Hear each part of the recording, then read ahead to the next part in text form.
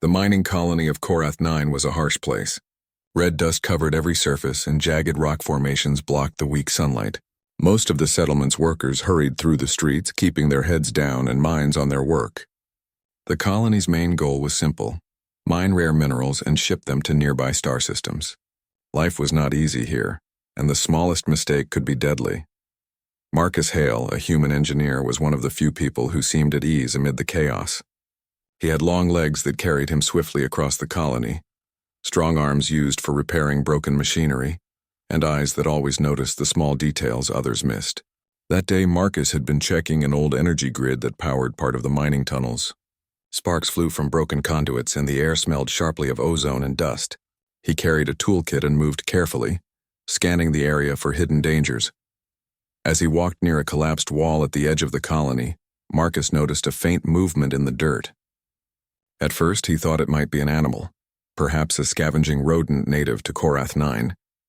But the movement was too small and deliberate, almost human.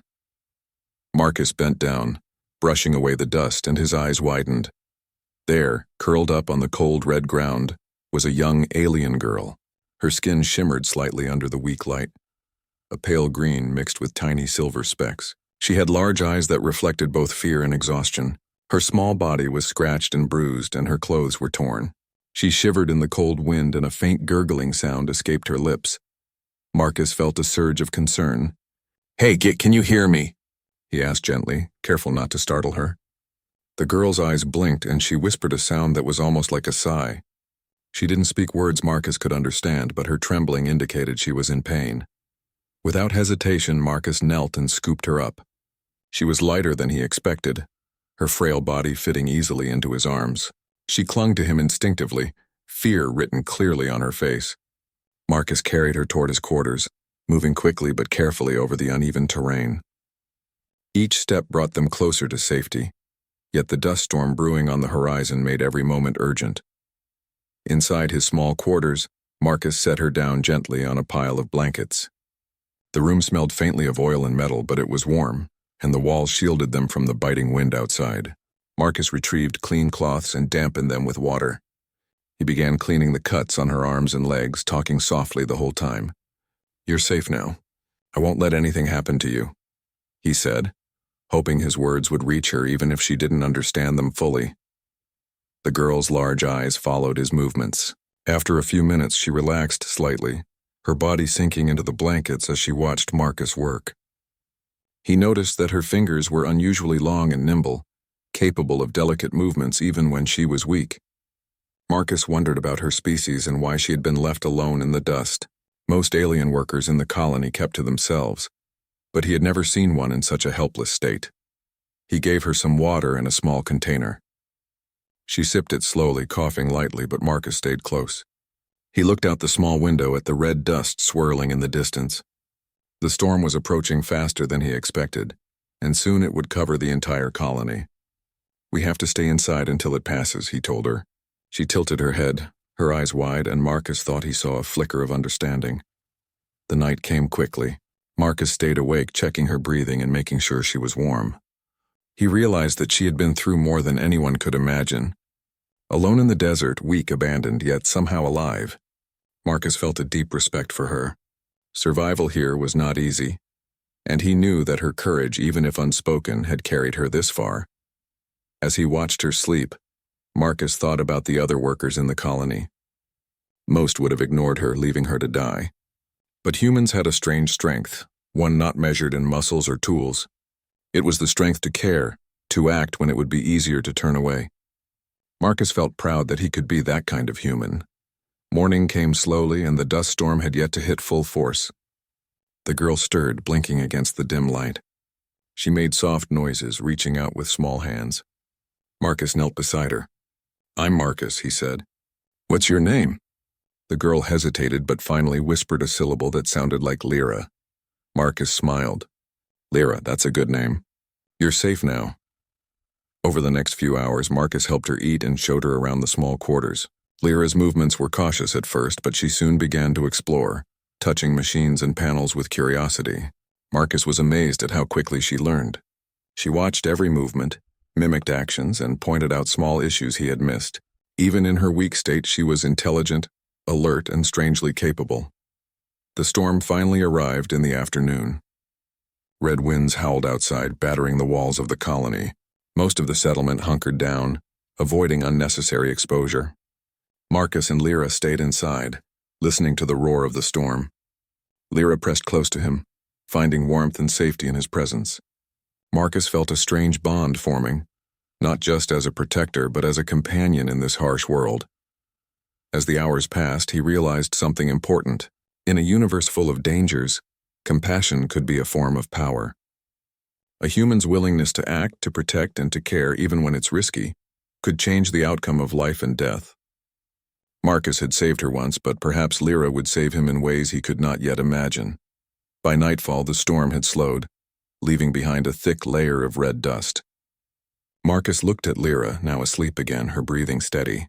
He whispered softly, "Tomorrow we start fresh. Together." And for the first time, he felt that the abandoned girl in the dirt had brought more than responsibility into his life. She had brought hope, purpose, and the start of an extraordinary journey. The day after the storm, the colony of Korath 9 was quiet. Dust still clung to every surface, and the sun struggled to break through the thick red haze. Marcus Hale was already awake, checking the damaged sections of the energy grid. He worked quickly, knowing that any delay could put the colony in danger. But his mind often drifted to Lyra, the young alien girl who had survived against all odds. Lyra had grown stronger overnight. Her eyes were brighter, and she moved with more confidence around the small quarters. Marcus watched her carefully. She had already learned to avoid the loose wires and hot panels in his workshop. He smiled, noticing how attentive she was. "You're quick to learn," he said. Lyra nodded, tilting her head in acknowledgement. By mid-morning, Marcus decided it was time to show her the rest of the colony. He lifted her gently, carrying her through the streets and tunnels. The other colonists noticed them but kept their distance. Some whispered quietly, unsure how to react. Few had seen a human protect an alien so fiercely. Marcus ignored the stares. Lyra's safety and well-being were more important than gossip. As they walked, Lyra pointed to a broken pipe leaking steam. Marcus knelt beside it, impressed by her observation. "You see that?" he asked. She nodded eagerly. Together they worked to stabilize the pipe until it was safe. Other colonists watched astonished. Here was a human and an alien, small and fragile, yet managing a repair task that usually required several workers. In the following days, their partnership deepened. Marcus taught Lyra how to navigate the tunnels, read the warning signals, and handle basic tools. Lyra absorbed everything quickly. She had sharp instincts, noticing weak supports in the tunnels, warning of potential collapses, and predicting when dust storms might become dangerous. Her small body allowed her to fit into spaces Marcus could not reach, and her quick reflexes often helped avoid accidents. Despite her growing confidence, danger was never far away. One morning, while inspecting a remote tunnel section, they heard a loud rumble. A portion of the ceiling was unstable and rocks began to fall. Marcus shouted a warning, but the falling debris made it hard to see. Without thinking, Lyra ran ahead and tapped on the walls to detect vibrations. She led Marcus to a safe corner just as a large boulder crashed where they had been standing moments before. Marcus stared at her in awe. "You saved us," he said, catching his breath. Lyra simply nodded, her eyes reflecting both pride and determination. In that moment, Marcus realized that her survival was not just luck. She was smart, brave, and resourceful. Humans had resilience, but together, they could achieve far more than either could alone. Word of their teamwork began to spread through the colony. Some workers approached cautiously, asking Marcus why he kept Lyra with him. Others were skeptical, concerned that the administration would punish him for harboring an alien. Marcus simply replied, "She's alive. That's enough reason for me." Over time, even the skeptical colonists began to respect Lyra's abilities.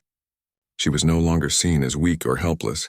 She had become an asset, and humans had a role in bringing out her potential. One afternoon, a larger storm began to form on the horizon. This time it was stronger than the previous one, carrying a mix of dust, debris, and heavy winds. The automated warning systems in the colony failed again, leaving many workers stranded in exposed areas. Marcus quickly organized a rescue. Lyra insisted on accompanying him despite her small size. "I can help," she said in her simple, broken human words. Marcus nodded. "Then stay close. We work together." Outside, the storm was fierce. Dust whipped against their faces and visibility dropped to nearly zero. Marcus guided them carefully, relying on his knowledge of the tunnels and buildings. Lyra moved beside him, her keen senses alerting him to hidden dangers. Weak floors, falling debris, and sudden wind gusts. She tapped the ground, listened carefully, and pointed to safer paths. Marcus followed her guidance, amazed by her intuition. They found workers trapped near a collapsed entrance. Robots and tools were useless in the chaos, but Lyra's quick thinking allowed them to navigate the dangerous area. Marcus lifted the first worker with his strength, while Lyra guided them back through the safest route. They repeated this process several times, never slowing despite exhaustion. By the end, every trapped worker was safe and the storm had begun to subside. The colony watched in amazement. A human and a small alien had saved lives when machines and experience alone were not enough. Marcus felt a deep sense of pride, not just for himself, but for what humans could accomplish when they acted with courage and empathy. Lyra, once abandoned and alone, had become a symbol of resilience and hope. That night, Marcus and Lyra returned to his quarters, covered in dust but alive. He offered her water and food and she accepted gratefully. As she ate, Marcus reflected on the events of the day. Lyra had survived not only because of his care, but also because she had courage and intelligence. Humans had their strengths, but they were far more powerful when they combined them with the talents of others. Lyra looked up at him with wide, trusting eyes. Marcus smiled, realizing that she was learning more than survival skills. She was learning trust, and he was learning how humans could inspire hope and change in even the most hopeless situations.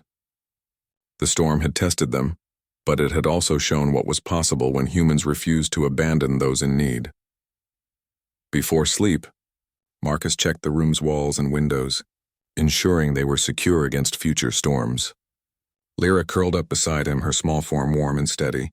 He whispered softly, "We made it today. Tomorrow will be even better." She nodded sleepily, a faint smile on her lips.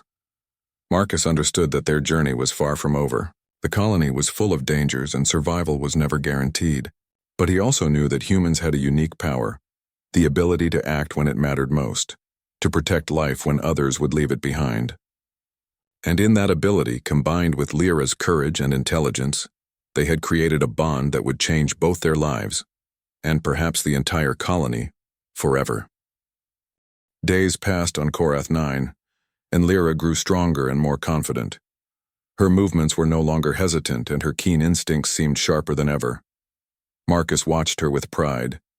She was no longer the small, abandoned alien in the EU. Dirt. She was a capable, intelligent partner, ready to face the dangers of the colony alongside him. The colony had faced many challenges, but nothing prepared them for the crisis that arrived that morning. A section of a nearby mining shaft had collapsed. Dust and rocks blocked the entrance, and trapped workers were calling for help. Automated, rescue robots attempted to reach them, but were unable to navigate the unstable tunnels. Marcus knew that time was critical. Without immediate action, the trapped workers could suffocate or be crushed. Marcus grabbed his toolkit and a portable light, motioning for Lyra to follow. "We have to help them," he said. "Stick close and listen to me." Lyra nodded eagerly, her eyes shining with determination. Together they approached the collapsed shaft, stepping carefully over loose rocks and twisted metal. The scene was worse than Marcus expected. The dust hung thick in the air, and large boulders blocked key paths. The cries of the trapped workers echoed through the tunnels, sharp and urgent. Marcus felt a surge of urgency. "We need a plan," he said, scanning the debris. Lyra, sensing his concern, moved ahead slightly, her small form slipping through cracks and gaps that Marcus could not enter. She tapped the walls, listening for vibrations, and pointed to the areas that were safest to step. Working together, they navigated the unstable terrain. Marcus used his strength to remove larger rocks and clear blocked paths, while Lyra's keen perception helped them avoid weak floors and sudden collapses. Every worker they reached was in shock, frightened but alive. Marcus reassured them, guiding each carefully back toward safety. Lyra often went ahead, scouting and signaling where the next danger lay. Her intuition and awareness were remarkable, and Marcus could not help but feel awe for the small alien who had survived so much. One particularly dangerous section slowed them down. A massive boulder was precariously balanced, threatening to tumble and block the path entirely. Marcus considered moving it alone, but Lyra signaled for him to wait. She pointed to a smaller support rock and a narrow passage beside it. With careful coordination, they shifted smaller rocks to stabilize the larger boulder, creating a safe path for the trapped workers to follow. Marcus felt a surge of respect for Lyra's intelligence and bravery. She had not only survived, but was actively saving lives alongside him. Hours passed, and one by one every trapped worker was brought to safety. The exhausted colonists cheered, unable to believe that a human and a small alien had accomplished what machines and entire teams could not. Marcus smiled at Lyra, his heart swelling with pride. "We did it," he said, though he knew it was only possible because of her incredible instincts and courage. Lyra simply nodded, tired but happy. Word of their heroism spread quickly through the colony.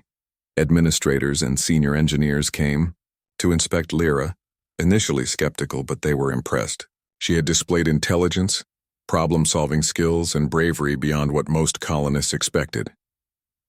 Marcus stood quietly beside her, feeling a sense of satisfaction.